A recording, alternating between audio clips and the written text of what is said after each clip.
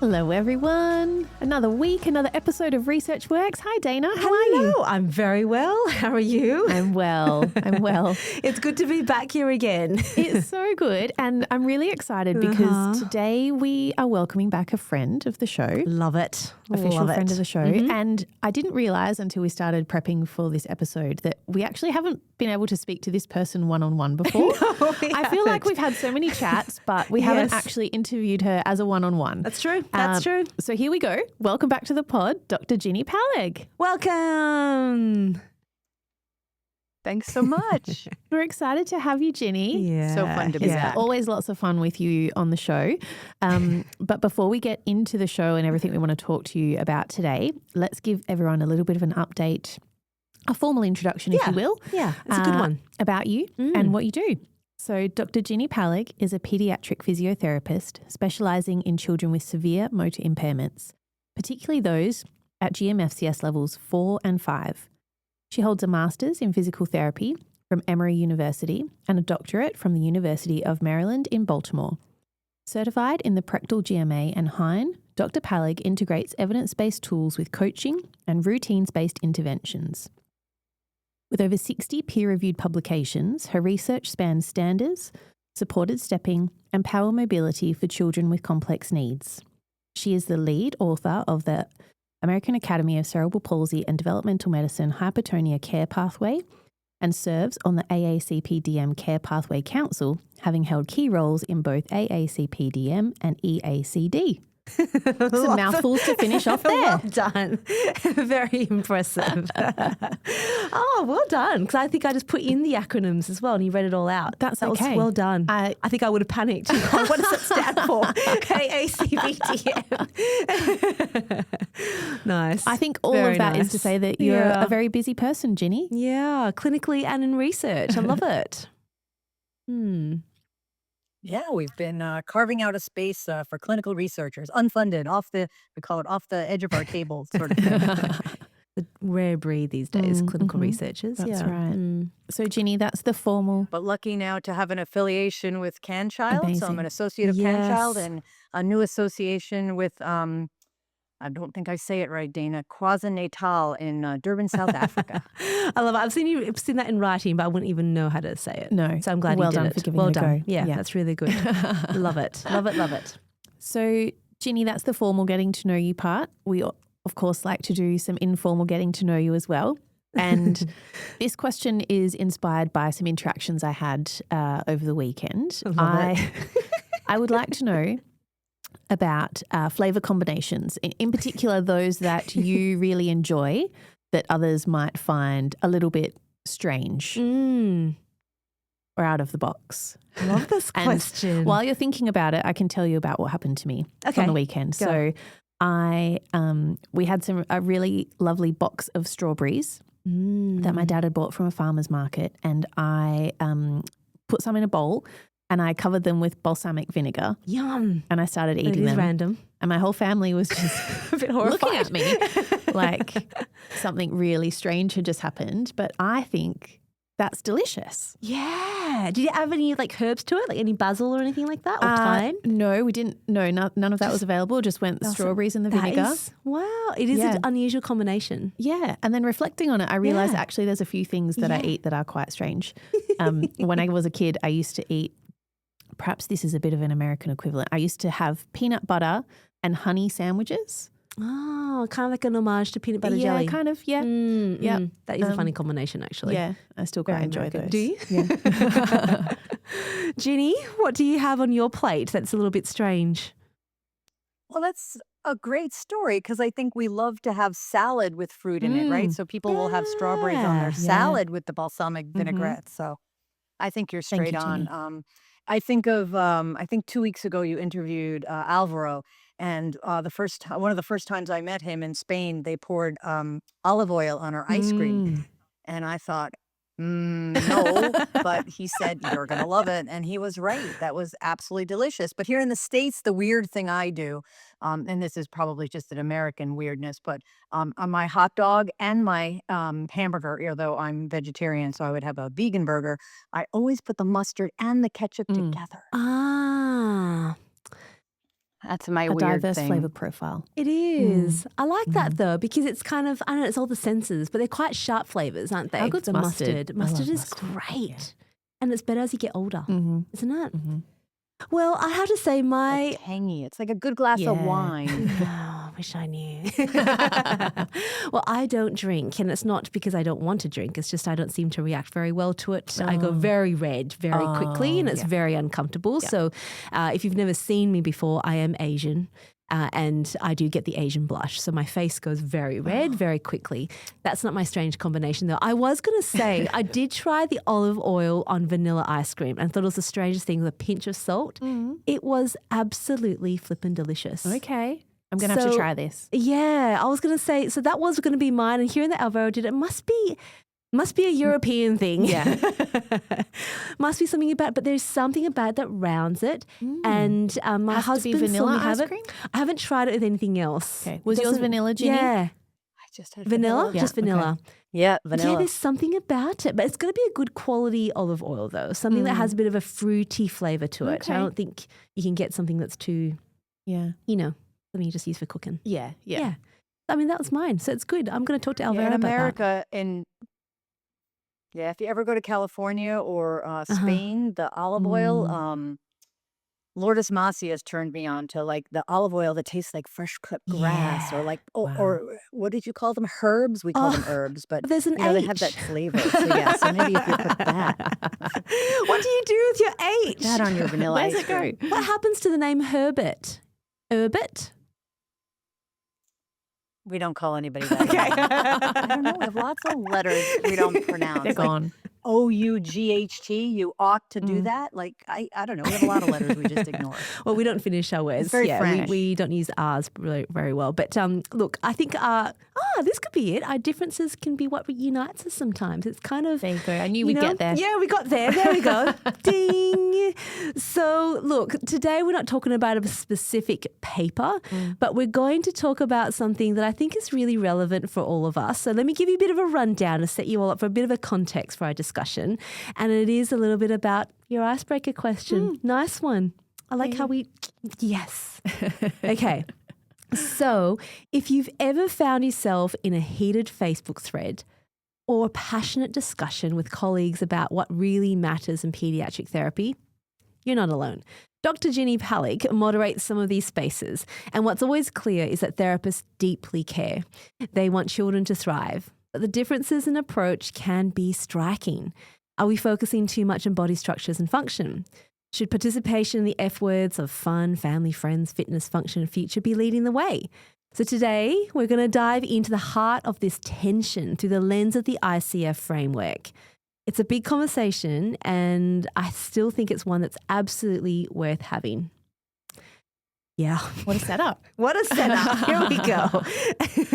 So, Ginny, let's start with the ICF, and in particular the ICF-CY, which is the children and youth version of the framework. Can you explain the core purpose of the ICF-CY to people who, perhaps might be more familiar with traditional models of health and disability? Because this is obviously something that's a bit more contemporary and has come online more recently. So, yeah, just walk us through it for people who might not be familiar. I'm going to take a little bit of a different spin on that, and I'm going to come to it from the other end. And you'll see this is going to go through our whole conversation. Which way does the river flow? And so I'm going to take the opposite view of the ICF that you asked me, which was what the intention was at the beginning. And from the people that I know that were involved in that, the purpose at the end was to have these codes that interact so that when you're doing a care plan or you're charging insurance, all the numbers connect, so that somebody who's trying to decide whether or not you've done the appropriate intervention or that they're going to pay for your services, they have to see that the numbers make sense. So that when you started with, let's say someone with an acquired brain injury, and then you picked a number that went with high tone or spasticity, what did you use something to measure it? How did you set your goals? Did the numbers, you can actually, there's letters and numbers that go, and people don't actually know this. People haven't actually opened that document and seen all the way the lines connect. Yeah, it's a big document. to me, it sort of looks like oh God, what's that movie? The Oh, yeah. Matrix. It's in my head, it sort of looks like the Matrix, where everything had to connect in the Mm, end. And their vision of the people that made this was to help us choose evidence-based interventions, to help us choose the thing that was going to make the most difference to that individual by making sure that the pathway connected and mhm, smooth. So when you ask me about the little mm, boxes that are part of the ICF, when I trained, when I entered, physical therapy was a undergraduate degree here in the States. So most people just had 2 years of regular college, and then their last 2 years were in PT school. And when I started, it was just the transition of going to master's. So when I started, there was only 10 programs in the country where you got a master's mm, degree. So right from the onset, I got more of this research based, like, what are we doing here? And that program was already de-emphasizing body structure, body function. Um, I left that program, moved here to Maryland to get married and start a family. And when I interviewed at my first job at a school system, they wouldn't give you the job unless you were NDT mm. certified. So after I got married, a week later, I went off to my 8 weeks, left my husband after our long honeymoon. He said that was the secret to staying married for a long time. I said I travel a lot. And so I went off to NDT to get my certification. I'm sure you've heard this story before that I failed. They wouldn't pass me because I just didn't understand what they were doing, because I had already this research Right. background. I'd worked at Mm, NIH, I'd been doing all this mm, research and it just didn't flow for me. I passed a year later, so I have that certification.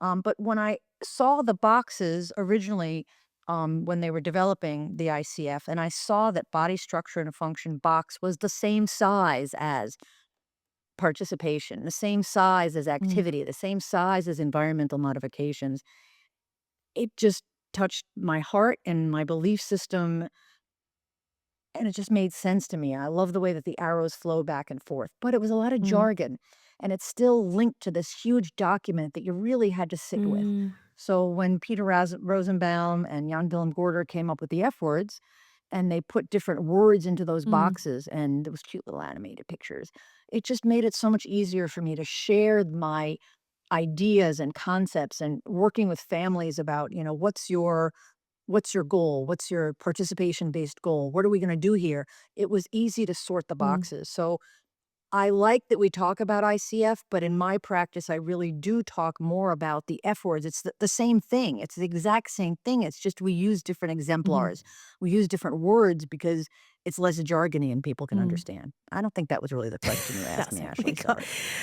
Well, there is still that tension, right? So as you're describing that, so you do have, when I look on Facebook and when I see Mm. some of the commentary and some of the really heated discussions that do happen, and some of them go for quite a while. There does seem to be this tension because there is this focus on body structure and function. And then when I see the commentary that does bring in the F words, which is very, replacing those words with things that we think do make sense, there is still that tension. Mhm. Why do you think, because you're having these discussions quite frequently online, why do you think there is such a passionate pull towards body structure and function for both assessments and setting goals? I think it's just what we're used to and how we got trained. It's like the basics. It's Mm, like the mm, bread. And everybody wants to go back to that. And it's just so hard to take people through the steps, because it's really hard. It's hard to read evidence. It's hard to read basic science. It's hard to go to all these conferences. I've been really lucky to work with various organizations that I've been able to get funding. Not always, EACD, I don't have any funding. It's my family vacation, except my family's not going, only I'm going. But to go hang out with my friends in Europe. So it's a commitment from my heart and from my livelihood of, like, okay, I want to invest in this. And so I've learned that when kids have cerebral palsy or a brain injury, or however you want to interpret the new definition of cerebral palsy, I think I follow Peter Rosenbaum, and that it's the genetic condition. So let's say the kid had a genetic condition where they weren't moving already in utero. So by the time they're born, their muscles already have less stem cells and satellite cells than other kids. So their bones have less trabeculi, their bones are shaped differently because they weren't already moving in utero. So then we go forward and you want to do strengthening. And it's not going to be the same. Diane Damiano very early on showed that strengthening was such a key for the for the more functional kids, the kids at GMFCS level 1 through 3, that Yeah, was she really did. made a Yeah. difference. But one of the things that we talk about all the time is kids at level 4 and 5, how do you strengthen them? How do you make them move against resistance? And even when you do, even when Diane came up with some beautiful ideas of how you did that, it just didn't have the response. And it's because there aren't the satellite cells or the stem cells. Sean Williams taught me this, like from the beginning, to be able to have the response. So you can talk all you want about, I'm going to strengthen this child at GMFCS level 4 and 5, but how are you going to do that, right? You can't make them do exercises. You can't make them go against resistance. You can't do the reps. Like, what does that look like practically? So to me, it just makes more sense that practically looks like doing something that you love. Like doing something like communicating, using your head to make a switch activate, having to lift your head to make your your power mobility device go, or things like that just make more sense to me. And I think they do when you see it through the F words, when you look at life and you look at what living life looks like. And I would say that there is this element where I think people think when you are going to therapy, you are working on some real fundamentals. That to me seems to be the body structure and function element. Like you're going back to the fundamentals. Like you need to work on balance if you want to walk. You need to work on head and trunk control before you can sit. You need to crawl before you can walk. Like there are that's why you go to therapy is these fundamentals. And it's funny how even before I was even in the area, you go to a physio, you go to an OT for those fundamentals, not the doing life part. Yes. Do you reckon there is that shift? I think you've nailed it. I think you've articulated exactly what I was trying to grapple with in my head just then, which is, and also perhaps the how physical therapists view themselves and what they know and understand. If you have done a degree that the focus of which is on body structure and function, which I think a lot of it is. It really is, yeah. It's kind of difficult and you may not feel confident in extending the application of those skills to participation and feeling like maybe that's kind of out of your remit in a way. Yeah. Does that make sense? It does. I mean, you think about how we're trained. I remember when I was first out, it was kind of like, all right, OTs look after from this part upwards. Speeches, this part. Physios, this part down. And so you're already sort of coming into it going, okay, this is my jurisdiction. These are the boundaries. That's right. And if it's participation-based, other people do that kind of stuff. Like there was that traditional element that came out that we just, I don't know, you just kind of accepted because that's how you were trained or that's what you were introduced to. Yeah. But very much we were, and I'm all for it, Ginny, because I'm a huge fan of getting kids up and moving, all of that. But I remember the grapple right at the beginning going, well, my job is to increase range of motion. I would say 10, 15 years ago, talking to some other therapists who were also around that time, our goal, we barely ever talked about fitness. We barely ever talked about it. We always talked about how can we reduce spasticity? What's the range of motion? Do we do serocasting? I think that's all we're really obsessed with back then. Yeah, right. Really rangy kind of things. Yeah. And it was hard to make that transition over. And I can see how, as well, sorry, Ginny, to butt in there, but with kids who are GMFCS level 4 and 5, I can see how that becomes the focus because you are trying your very hardest to counteract all of the really challenging physical manifestations of their cerebral palsy, right? Like with the dystonia and all these things that you're trying to manage with a really complex condition. If you've only got a short period of time to see these kids and support them and their families, you're going to try and do everything you can to keep them as comfortable as possible, right? I can see how that happens. And you start to, you break it down to these little tiny bits, which I think if you're GMS level 1, 2 and 3, sometimes 3, you can do the strengthening programs. Mm-hmm. You can sort of do a lot of those programs, but when it comes to children who are classified more as 4 and 5, Mm-hmm. that approach looks different. Mm-hmm. And I think that's part of it. I don't know. What do you think, Ginny? Those are just me spewing my thoughts there.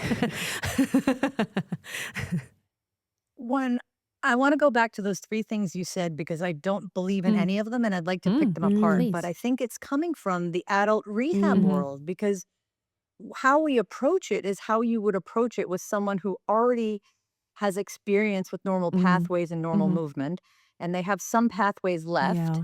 And it might be that we have some pathways like the spinal tract. Everyone has this, magical idea that we can tap into that and make that change. But they also have some semblance of cognition left and reason and motivation. And they know what they're striving for. They know what they want to get to. And I think that's so different when you have a child who, I've done the HINE, I know their GMAs, so I know that I can predict with some reasonable degree of confidence that this kid is going to have a very different That's journey. true. It's child most likely to be non-ambulatory. We're going to need assistive technology. We're going to need to really focus from the beginning, the personality, the development of fun, the value, the bonding, and it's a different pathway. And we can't, if we just wait, I forgot, what are those 3 things you said at the beginning? One of them was you said you shouldn't work on sitting until you have head control, I think you said. Did I hear Yeah, that that's right? what we were taught. I don't I believe that. believe that. I don't believe, right. I don't believe in the top Yeah. down. I see the backfilling. I put you, and you do too. I know you believe this. We put you in a stepping device, and then that's how you get control. And even when I see articles published today that are current thinking, I catch things that trouble me. Like the newest APTA just came out with clinical reasoning. It's in the APTA journal. And one of the things they're recommending is balancing on a ball.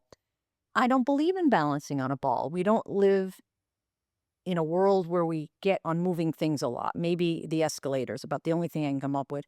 So that whole idea of like triggering movements on kids in a ball, I want you to step that back and think, where did it come from? It comes from triggering postural reactions and reflexes and thinking that that's getting you strengthening and that's giving you volitional movement. And I think that's the root of the disagreement, is really about what's happening here. What are you doing with your hands? Why are you making that child do that particular activity? How did you choose that?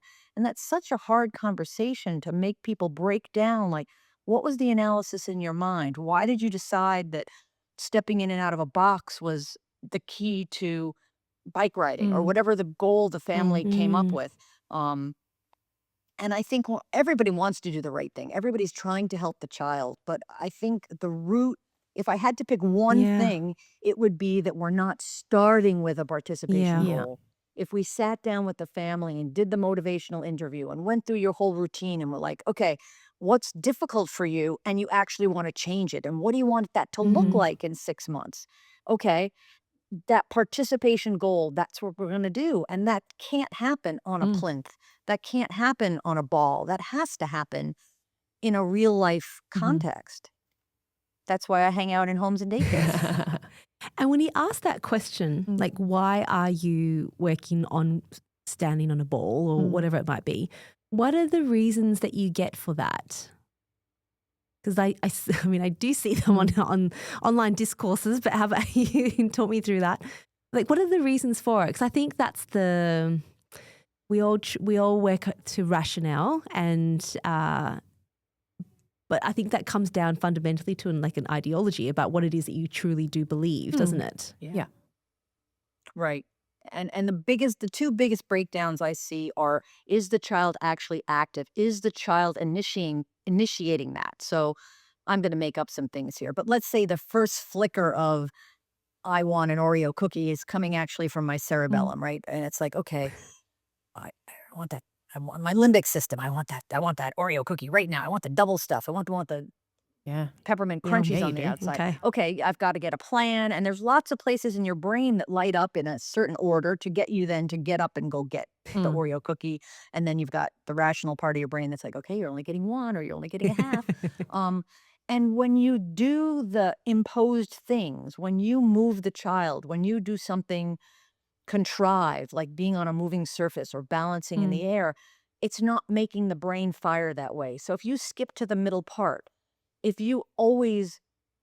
I always put the peanut butter and jelly on the counter, my husband actually never learns where they came from and where they go back to. Believe me, I've made little labels. They're in my brand new kitchen cabinets. There's a label. Peanut butter goes right here. I know you wouldn't think I'm that kind of person. I'm newly this kind of person. But you have to think it through. I can't start you in the middle. I have to get you that motivation. So that child initiated, and this is stuff I really learned from my own Novak, that child initiated, like, I do want to stand up. Okay, how do I do it? And if you pull the kid forward with your hands, then they're never going to get that part. So I think there's a breakdown there. And then another example would be people that are doing a lot of like eSTEM work. And I'm having this conversation with lots of parents that love their eSTEM. But when I look at the evidence, the eSTEM doesn't have the incredible results I want. And now I've come to understand why. And it's the same thing. It fires in the exact opposite pattern as it will when you use the muscle yourself. So yes, I can make more sarcomeres and make the muscle stronger, but if I'm not able to wire it, if I'm not able to use it, initiate it, it doesn't do me any good. And again, if I'm an adult and I use eSTEM and I use it as sensory and I know how to use my arm, and for a while I couldn't put my arms up because I had this ridiculous surgery on my body and my arms didn't move, so to use the eSTEM to help me know when I was supposed to initiate is very different in an intact person who has that motor muscle memory, who did it before, than in a child. And again, it's firing the exact opposite way as it will when it's going to be used. So we think it's helpful, but when we look at the evidence, we can see it's not the thing. And again, you could tell the story about robotics and your research and how you found out that robotics wasn't really doing it either. So yeah, I think we just have to really think hard, and then I can have an opinion, but if it doesn't pan out in the evidence, then I can't do it. And I can't go around promoting something and saying, this is the best thing ever, this is amazing, and then never showing you my work, never showing you my data. That's immoral and unethical. I can't. At the beginning, when I was a MOVE trainer, Diane Damiano helped me publish my MOVE data, because I can't come to you to teach you a CEU course to charge you money. I think I made $200 a course back then.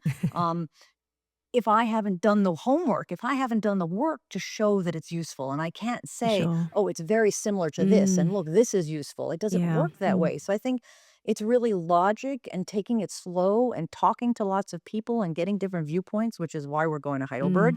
To find out, am I doing the right thing, and how do I tweak this and make this better? That's my life work, is to put all these different things in a bag, shake it up, but always be curious, always read and find out more and try to figure out, how can I do this better?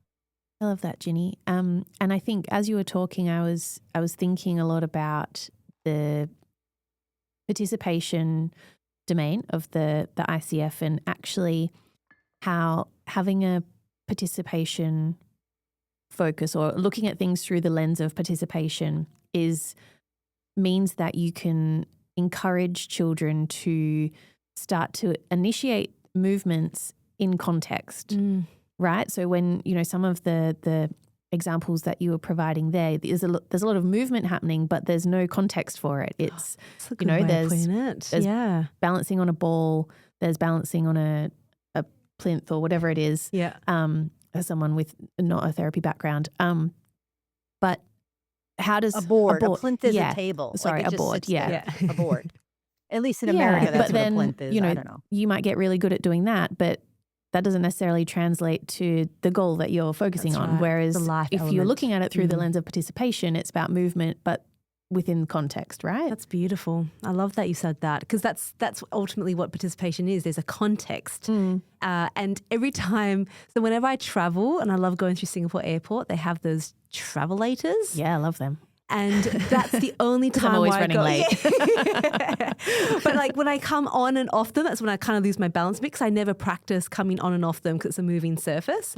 But it's literally the only time. And you don't live at an airport. I don't live at an airport. So me working on improving my balance there probably doesn't really make too much difference. I can just slow down and get over it.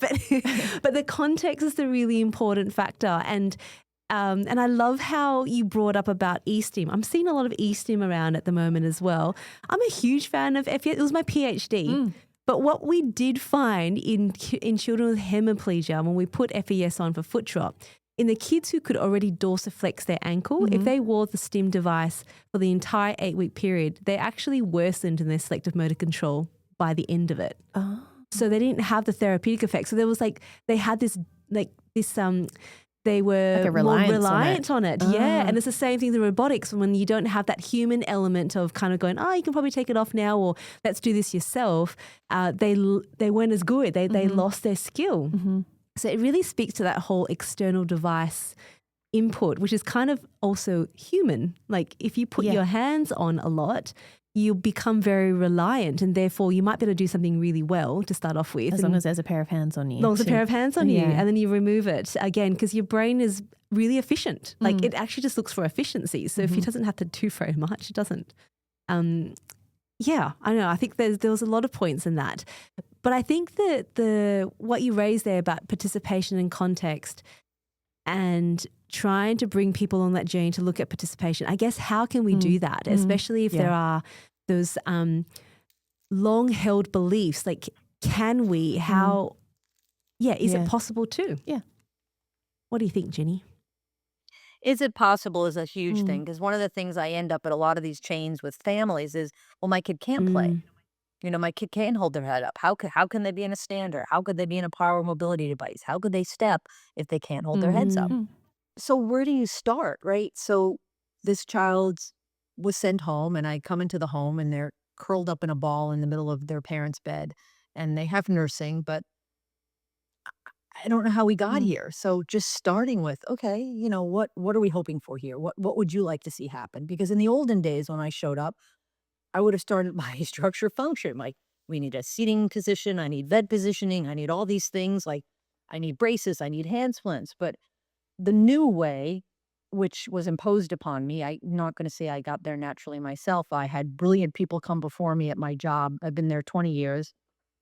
I don't know how they knew this 15 years ago, but around 15 years ago, we started with the bagless and this whole idea of, well, what are you hoping for? You know, the child's been in the hospital for a year. He just came home. What do you want this to look like? You have other children, you have routines, you have jobs, you have nurses, you have grandparents. Like, what do you want this to look like? I want to know what I'm working for. What is your participation goal? And we pick something simple, like, could he sit at the table and get his G-tube feed while the rest of us are having dinner? Could he be with us for that mealtime? And so, I'm going to do body structure and function. I'm going to try to find a chair that he can tolerate. Right now, his wheelchair is a loaner. It doesn't really fit well. He's only tolerating 30 minutes. Their mealtime lasts a little longer. How am I going to do that? But even when I go to body structure and function, even when I go to fitness in the F words, it's still in the context of that participation goal. So when I think about all my arguments on the internet, which I enjoy way too much, I know that. I'm in therapy, don't worry. I think that we could agree, and I think we would have a more common path if we would start with that motivational interview of, what do you want for your family? What do you want this to look like? And start with a participation goal. And then the next step would be, what's your outcome measure, right? So if you're not using COPM or COPM, as we call it here in the States, if you're not using PDCAT, like if you're not using a tool that looks at a participation goal model, you're not going to get there. So someone just this week asked me, how do you MNT a kid at GMFCS level 5? Well, I just read an article on someone who thinks they know how, but why would you? Like, that's not the jam. So that's not what's going to get you sitting at the table for the meal, right? So, which gets us back to the original question, which is, which way does the river flow? So I love it when people just discover the podcast and they start at episode 1 and they get to listen to. We did say that might go down. There's a story. We did say that was going to go down. We'll talk about that. For context, people can't see, Ginny put up a painting on the wall just to decorate it, and we thought it might fall down at some point, and it just did. So anyway, that's just for context. You can't see it. Sorry. Yeah. It's the trolley from New Orleans, and it's my friend of ours, Peter Boutte, made that drum for my husband in New Orleans, because we were going to talk at the end of the podcast about the upcoming American Academy of Cerebral Palsy meeting in New Orleans. So it's just spelled out. But we were saying, which way does the river Yeah. flow? The Mississippi in New Orleans. It's, you look at that river and it's in the town of New Orleans. If you're lucky enough to go there for the meeting, it takes this incredible, almost 300-degree turn in the river. And you really don't know which way the river is going. The currents are going crazy. You can watch the boats try to Wow. manipulate this crazy current. And I think when you listen to ResearchWorks podcast and you go back to episode 1 and you hear Jackman and Reedman and Novak and all these amazing people, you put together this story of, if we just concentrate on body structure and function, and you look at all the evidence over the century that we've been publishing, you can see we don't do so good. Yeah. We don't do better at body structure and function. But then when you look at people like Hercules, I'm going to say Leish. I used to say laity. Either way, it's the word milk in Portuguese. So however you want to say that, I will learn the right way, I promise, next time I see him in Heidelberg. And with his fabulous interventions for leisure, those are the things that are actually having the biggest outcomes, not only in participation, but also in body structure and function. So if you think that the river flows from starting with improving contracture and spasticity, that magically participation is going to get better, it doesn't. And actually, neither does spasticity and range of motion. But if you do a leisure activity, if you do participation, if the kid is now doing a frame runner or a bicycling or horseback riding or swimming or any kind of activity in a group, then guess what? Not only does participation get better, but so does body function. And I almost said a bad word, sorry, the wrong F word. Body function and body structure. So that's the magic. And again, we were talking before about how a lot of the premises of therapy are built on what happens for adults. So I think it's really important to look at how we teach normal kids typical kids, nobody's normal, typical kids new skills, right? How do we teach them football or soccer or whatever we're going to call that game where you kick the ball with your feet, right? I've been spending the weekend with my grandson. We just bought him a T-ball baseball thing. And, no one's putting their hands on him. No one's telling him, put your hands like this, hit the ball straight. You just put the thing on the ball on the tee and you let him whack it a few times. Have a go. They get it. That's how they learn. So I think we have to do better about thinking about how typical people learn and how different the adult rehab model should be from what we do for kids. But in the end, what is it you want out of your life? I remember 2 years ago when I was unable to move.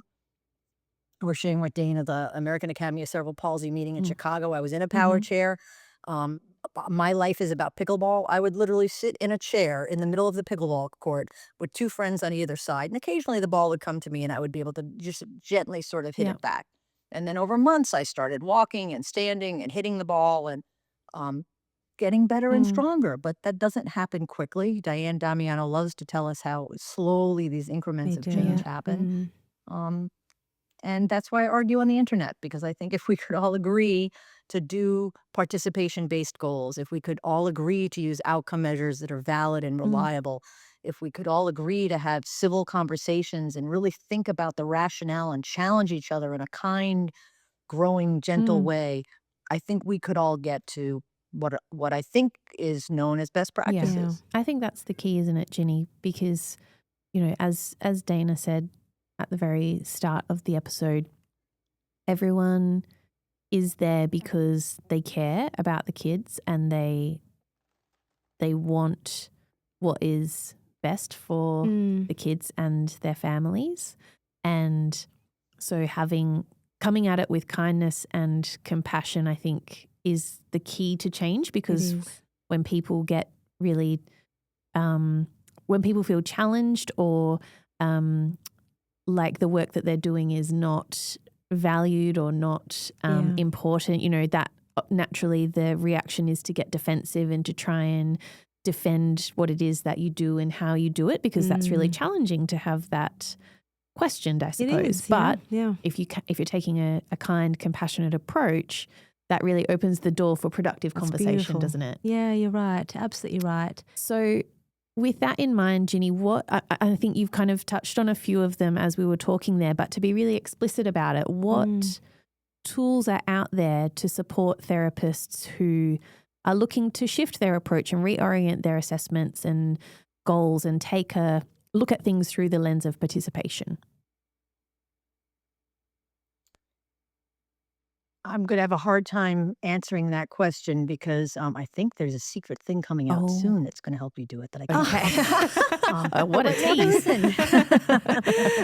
Right? We did tease it on the weekend, didn't we? Yes, it's coming soon. But Okay, good. Yeah, coming soon. Eddie, feel free to edit that out. I think it's digging deep, and it's time for us as a profession to police ourselves. In Sweden, you don't get reimbursed for non-evidence-based interventions. And people here in the United States and universities are still promoting non-evidence-based interventions. So it starts with the schools and the curriculums and teaching the kids in school today and the adults what is current thinking. And I think we've done a lousy job at branding current thinking. Like, I think it needs to be called something like the sexiest approach Damiano ever. Novak Yeah, it needs a cool Longo. name, doesn't it? It needs a cool name. We don't have a cool name. We don't have cool marketing. It changes all the time. Like when I see certain people teaching a methodology with a new name that's been around since the 50s, you're like, it hasn't changed. It still looks exactly like the videos I watched in the in the 70s that were from the 50s. So that's a problem because we're constantly evolving and changing. Because when new things come out, nail it it changes. down, can you? You've got to incorporate that. So yeah, we need a catchy name. And I've always been joking about Damiano, Novak, Longo, Campos. All those amazing people. Chagas, all the people that are friends of the podcast. You've got an amazing group of folks. And that's really the first time I had encountered, there's other people that I had been following that were doing sort of similar work, but they weren't sticking to the evidence. They were going off on their opinions and what they thought was best that wasn't supported in the evidence. And a lot of those people weren't publishing, they weren't involved in studies. And I think that's, again, policing our own. You should not be able to teach a continuing education course if you haven't been part of publishing that. And I know that can't be for everybody. We all can't publish. But at least there has to be evidence for what you're teaching. And then it would be best if you were the person that were involved in at least some of that, even the case studies, because we can't just let people continue to take courses on the internet that are free, that are not relevant, that the material is not salient, it's not up to date. I go to conferences and I listen to someone speak and I'm like, they must have written this presentation 10 years ago because there's not a reference in here that's newer than that. And so you have to kind of learn. I actually did an exercise where I made up a list of what are the catchphrases to look for to know that this is not best practices today. And, that's considered mean too. Peter Rosenbaum's really big on be nice, not my nature. Grew up in New York City, if you were nice, you weren't going to make it. So it's hard for me to stay nice, but I'm going to stay nice. And yeah, I think we have to police our own and we have to be a little more savvy and it takes that extra effort to go to a conference. Every 5 years, you really should be going to a larger national conference and seeing what's going on. When you take a course, look at the letters behind the person's name. It matters. It matters if they've published. It matters if they go to conferences. You want to make sure that you're keeping up, and it's not easy. It's great advice. We have families, we have, lives. But with we have technology pickleball. now, what we're doing, podcasts and even us going to the conference and delivering that information. If you can't go, you can still hear it, very quickly and still stay up to date. So I think the barriers that were probably in place, probably pre-COVID, they don't really exist now. We have better avenues to get more information. And what you said there about the letters do matter. What they publish does matter. It is true. We can't devalue that. Yeah. And I think, COVID has certainly paved the way for a lot of these conferences to share information in a more accessible way. And it's made it much easier for people to interact with conferences and presenters and to share information more readily. I think that can only be a positive thing. I think so too. I think so. We've spoken. And I think maybe we used to be a profession where you could coast, you could get trained and then what you learned was good. And we can't do that anymore. You have to re-up, you have to change, you have to look, you have to shift. We are ethically and morally bound. We have medical licenses in most countries around the world, and most of us are charging insurances. And in that code of ethics is that it has to be evidence-based. It can't be based on our opinion or what we make the most amount of money on, or, we really have to remember that we're just like you want your physician to stay up to date, you want your physician to only be giving you the best evidence-based practices. Well, it's the same for us. We have these medical licenses in most countries. So I wish that we could just find the time and dig deep and be more curious and keep learning and finding out things and not be afraid to be wrong. I think, Dana, that's something you and I have shared, the joking about, oops, got that one wrong. And I had to, it's not personal. I just had to give it up and be like, I thought it was going to work, but it didn't. And it becomes a point where you can just talk about it and I go, oh, okay, it really wasn't CPGs. That's okay. It's still working. So what is it really? So investigate that. Be curious. And, And I think that's the best part about being a scientist in a way. And, I don't call myself a scientist frequently, but sometimes that mindset is helpful. I remember one of my supervisors, it was actually a mentor who helped me do a lot of the locomotor training study.